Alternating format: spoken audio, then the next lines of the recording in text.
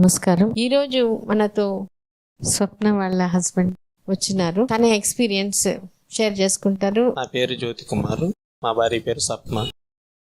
మాకు పెళ్ళి 10 సంవత్సరాలు అయింది. మేము చాలా దగ్గర హాస్పిటల్లో తిరిగి చూపించాము మేడం.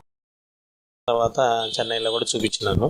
చెన్నైలో చూపించినా కూడా కొంచెం ఇబ్బందిగానే ఉంది, సరిగా విధానం బాగలేదు. చాలాసార్లు అన్ని దగ్గర తిరిగినా కూడా చాలా ఇబ్బందిగా ఉన్నింది.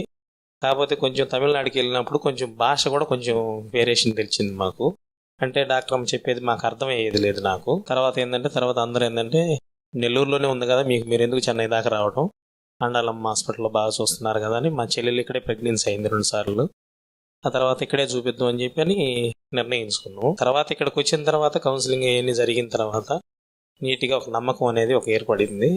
మేడం ఇచ్చిన ధైర్యం, ఇక్కడ రిసీవ్ చేసుకునే విధానము, సిస్టర్స్ అన్నీ ఒక నమ్మకాన్ని బాగా కుదిరిచ్చింది. ఇంకే హాస్పిటల్కి వెళ్ళకూడదని నిర్ణయించుకున్నాను.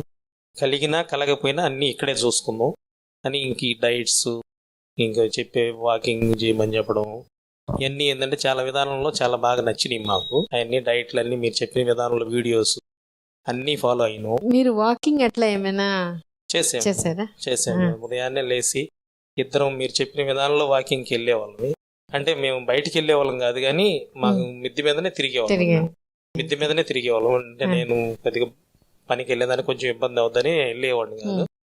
తర్వాత ఏంటంటే ఈ యోగా నిద్రలు, ఇవన్నీ డైట్లు, ఉదయాన్నే లేచి ఏం తినాలని చెప్పి మొలకెత్తిన విత్తనాలు, అవన్నీ మీరు చెప్పిన విధానాలు అన్నీ చేసాం మేడం. వాటన్నిటికన్నా ముఖ్యంగా ఏంటంటే ఇక్కడ అర్థమైంది ఏంటంటే ముందు అసలు మీరిద్దరు ముందు ప్రేమగా ఉండడం, బాగుండడం, టైం స్పెండ్ చేయడం, ఇవన్నీ జరిగిన తర్వాత ఇక్కడికి వచ్చిన తర్వాత ఒక 1 year మేడం కరెక్ట్గా కన్సీవ్ అయింది. దానికి తోడు ఏంటంటే దేవుడు మాకు దయ చూపించి మీ ద్వారా మాకు సహాయం చేసిన దేవుడు. చాలా సంతోషం అండి.